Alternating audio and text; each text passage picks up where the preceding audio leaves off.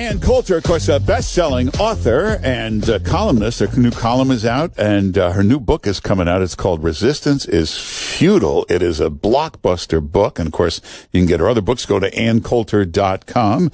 Ann Coulter, how you doing? Not out yet. Out August 21st. Well, I was watching Lou Dobbs last night. I saw the cover. It's a great-looking cover. Yes, up. But people could pre-order it, right? Yes, they can, and it's good. Yeah, just pre-order on Amazon. For some reason, when you pre-order, you always get the book early. That's true. Resistance is Futile. Great book coming out.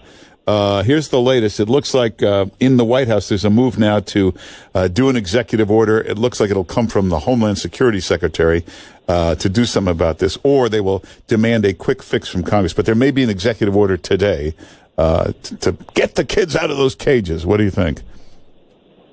And put them where? There are only two options. We, the government, help illegal aliens commit their crimes, allow them to complete them, or the children need to be separated from any adults bringing them in. The whole point of this law was because Americans may be surprised by this, but in many parts of the world, not our own country, child sex slaves and human trafficking is a big business.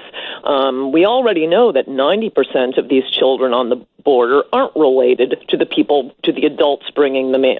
So, of course, you have to separate adults from the children. If you say any adult breaking into our country, as long as you got a child with you, we'll put you on a bus and send you wherever you want to go.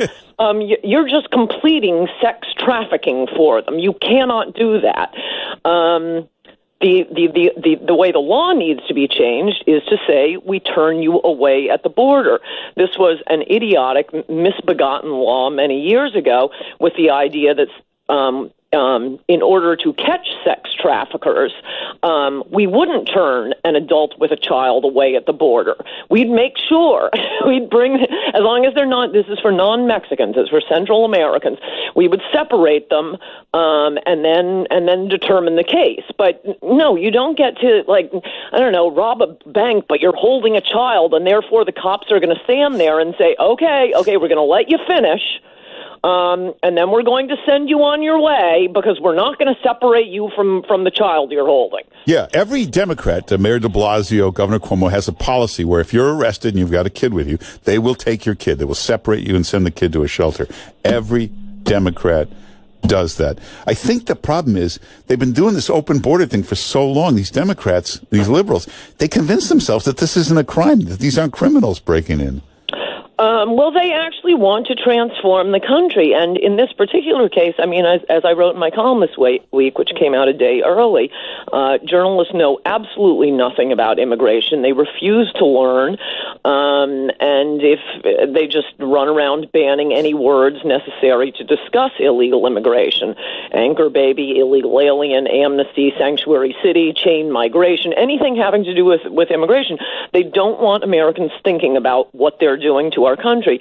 This is a mass move by the America-hating left to destroy our country. And in this particular case, these asylum cases are always frauds. The first World Trade Center bomber, why was he in our country able to bomb the World Trade Center? Because he landed at JFK and claimed asylum. His traveling companion not only had manuals for how to build a bomb, videos of car bombing videos, but he, like so many asylum applicants, had instructions on how to lie to U.S. immigration officials. Every time an asylee gets in the news, that woman who accused the IMF head, falsely accused him of rape a few years ago at the Sofitel Hotel in New York, once she makes the news, let's look at her asylum application. She claimed she had been, raped and tortured in some country. The whole thing was nonsense. The Diallo who was shot by cops in 1999 totally lied on his asylum application. The advantage of a humanitarian visa is you instantly get on the American gravy train. There is no welfare program you are not eligible for. All kinds of money and goods are sent your way. And so as liberal publications like the New York Times and the New Yorker have described, there are outfits passing out scripts to people, telling them what to claim during their interview, and they all get approved. America's really generous, but there comes a limit to your generosity after you have all of these foreign con men ripping you off for decade after decade after decade. And what is happening at the border right now isn't just your run-of-the-mill asylum fraud. This is a political stunt by an outfit called Pueblos Sin Fronteras, a group, People Without Borders. Their ideological position is America cannot have a border. Anyone can waltz in and start collecting American Social Security and Medicare and everything else.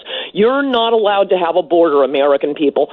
We know this has been going on. They have been marching these Central Americans up near 2,000 miles through Mexico, through the desert of Mexico, abusing these children, 90% of whom are not with their parents for this trek, to get them to the U.S. border. If this were a genuine asylum case for any of them, they'd just stop in Mexico. They'd say, oh, I was being persecuted in my home country. Yay, I'm out. I'm in a new country. Oh, no. They are marching to the American border because they are trying to prove a political point.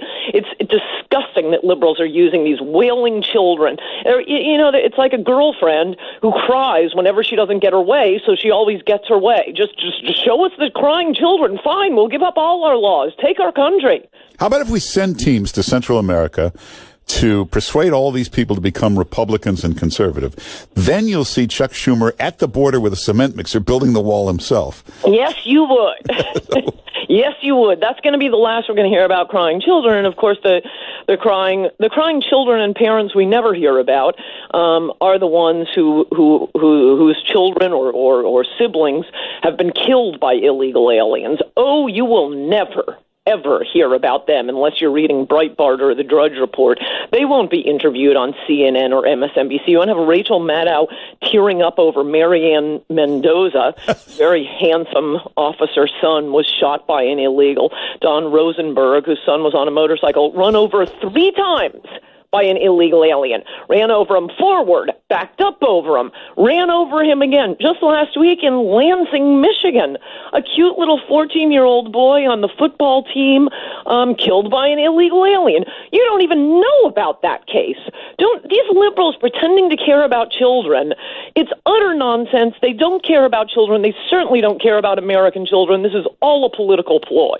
Well, but do you think one reason this story got nonstop coverage the last 2 days is to keep everybody's eyes off the IG report and the hearings that have been taking place in Congress? It came out that 2 more FBI guys were totally corrupt, trying to hurt Trump, and that they somehow ended up on the Mueller team?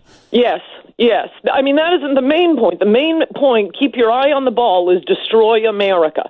These are leftists like Bernardine Dorn and Bill Ayers. They just hate America, and they want to destroy it. They used to do it by aligning themselves with the Soviet Union, and now they do it from within by just dragging in the third world and demanding we have no borders. Turn America into Mexico. It'll be much more amenable to them. They used to want to turn us into the Soviet Union. Now they want us to turn us into the worst Latin America banana republic. Well, there's a lot of those bad people, but there's some good liberals. They're good-hearted people, but they're like sheep being led around by MSNBC. They're bleeding hearts. They see the crying children. They see cages. They get all emotional. They're just trying to do the right thing. I don't think so. Oh. I don't think so. Why don't they care about the parents of dead? Well, because they watch MSNBC and they never see that. You can't be completely unaware that, the heroin epidemic alone is killing what we're up to about 60,000 a year. Far more than Americans are killed in car accidents are killed from heroin. And more than 90% of that heroin is being brought in by drug cartels from the South. Yeah. Well, I hate to say we're out of time, but Ann Coulter's new book, it's a blockbuster. It's coming out. It's called Resistance is Futile. If we go to Amazon, you can see the cover, right? I think so. I think it goes up today. Yeah, and I saw it. It was on Lou Dobbs last night. It's a great cover. This is going to be a big book. Pre-order it. Get her other books. If you're interested in all this border stuff, get Adios America. You go to AnnCoulter.com. You can get her books. You can get her new column, AnnCoulter.com. Make sure you follow Ann Coulter on Twitter. And thanks for being with us. Good to talk to you, Mark Simone. Bye-bye. All right, take care.